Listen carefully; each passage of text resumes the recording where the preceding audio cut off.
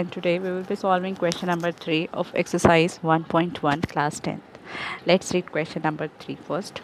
An army contingent of 616 members is to march behind an army band of 32 members. In a parade, the two groups are to march in the same number of columns. What is the maximum number of columns in which they can march? देखिए मैं आपको इस question की एक छोटी सी trick बताना चाहूँगी. देखिए जिस भी क्वेश्चन के अंदर जो फर्स्ट चैप्टर की वर्ड प्रॉब्लम्स हैं, अगर आपको दिखाई देता है मैक्सिमम, मीन्स आपको निकालना है HCF. अगर आपको दिखाई देता है minimum, then you need to find LCM. Maximum, largest, smallest. तो ये एक छोटी सी पहचान है जिसमें आप पता लगा सकते हैं कि हमें निकालना आखिर क्या है. ठीक है, सो इस क्वेश्चन के अंदर आपको साफ साफ दिखाई दे रहा है, इसके अंदर आपको क्या लिखा हुआ है, मैक्सिमम लिखा हुआ है. सो इसका मतलब मुझे ये तो पता चल गया कि इसमें निकालना क्या है, HCF निकालना है. तो चलिए अब जरा इस क्वेश्चन को थोड़ा सा और पढ़ लेते हैं कि इसमें आखिरकार क्या कहा गया है.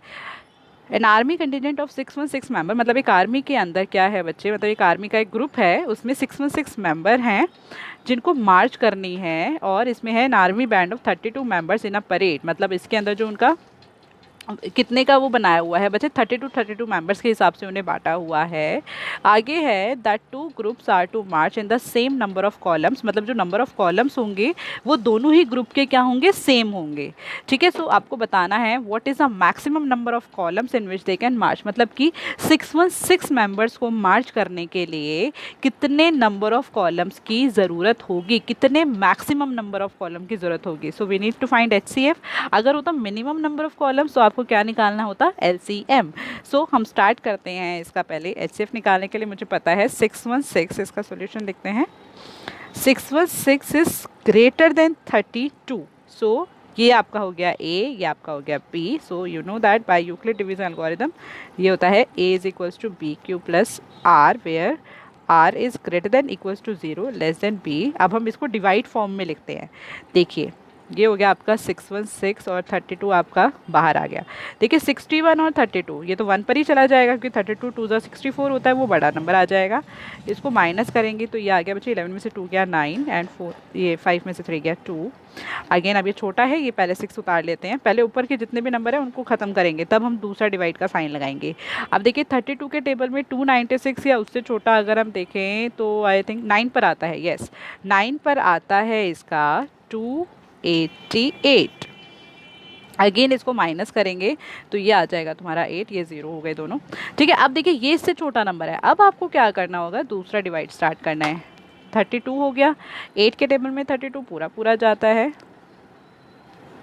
ये आ गया 0. अब ये है आपका फर्स्ट स्टेप, ये है आपका सेकंड स्टेप. लिखते हैं इसके अंदर.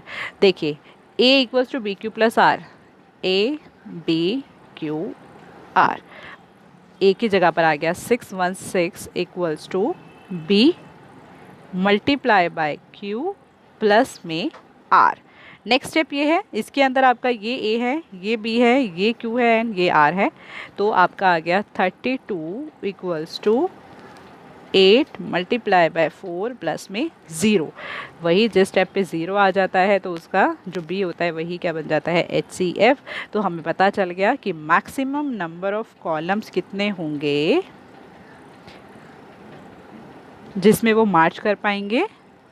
616 members are 4. Okay, I hope आपको ये क्वेश्चन क्लियर हो गया होगा. अगर आपको कोई भी डाउट है तो आप कमेंट सेक्शन में पूछ सकते हैं. Thank you so much for watching this video. Please like this video and please subscribe my channel.